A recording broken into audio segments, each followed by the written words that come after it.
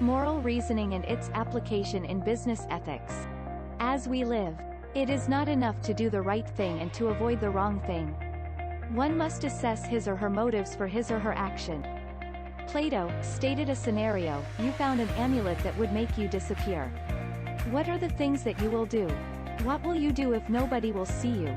What will you do if nobody will catch you? For us to understand this lesson, let's discuss Lawrence Kohlberg on moral reasoning. Lawrence Kohlberg was a Harvard professor.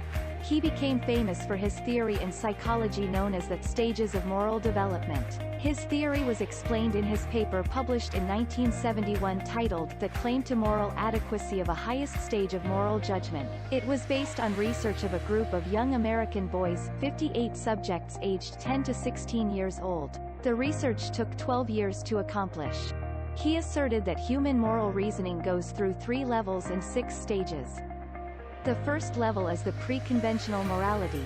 When one is at this level, the person is not yet fully aware of the various ethical standards, laws, and customs agreed upon and instituted by the community and the society at large. The child is not yet fully conscious of his or her action.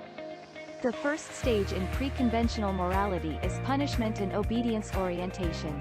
In this stage, children are driven to act rightly because they are motivated by fear of punishment. Children understand that something is wrong or bad when it has a corresponding physical punishment. The next stage of pre-conventional morality is the instrumental relativist orientation, or reward orientation stage. This is also a moral disposition of children who are not yet aware of the rules and regulations of society. The child is oriented to the value of an act based on the favors and rewards that he can get by performing the said act. The second level of moral development is the conventional morality.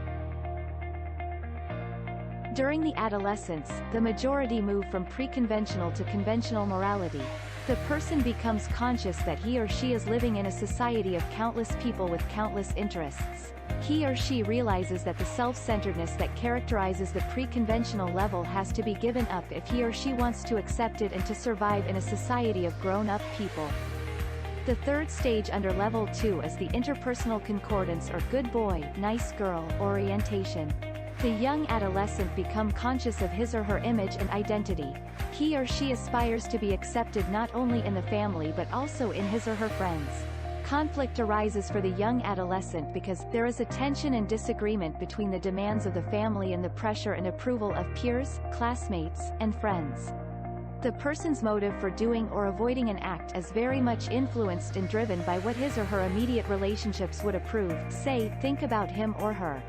The next stage under level 2 is the law and order. In this stage, the person realizes that the law must always be upheld, respected, and obeyed. The person realizes that laws in an organization or in the society are needed to ensure orderly, harmonious, and peaceful living. The person who operates in this stage may be prepared to disagree with family members or even to become unpopular among his circle or relationships in order to uphold the letters of the law. The last level of moral development is the post-conventional morality. In this level, the person is no longer determined and conditioned by social conventions such as laws, written codes and agreed standards. He or she exercises freedom and becomes more conscious of the foundations of the society's norms such as the social contract and the universal ethical principles of human rights, justice, fairness, equality, human dignity, and common good. He or she cannot simply be equated with following the law. The fifth stage under level 3 is the social contract orientation. In this stage, the adult person reasons out that laws are social contract, that is, people in the society agree to promulgate and be bound by laws not only because it ensures order and harmony. A law exists to serve the basic rights and needs of each and every member of society. The person can see beyond the letters of the law, recognizing the spirit of the law as anchored on the promotion of the greatest benefits for all. The person sees that some laws must be challenged, changed, and modified if by so doing leads to the welfare of the society. The last stage of moral development is called the universal ethical principles. Kohlberg said it is the pinnacle of moral reasoning. According to him, only a few people reach this stage, and the person is propelled by the right thing to do. The right action is neither subjective or relative because it is anchored on universal ethical principles that are, according to Kohlberg, valid for all people at all times.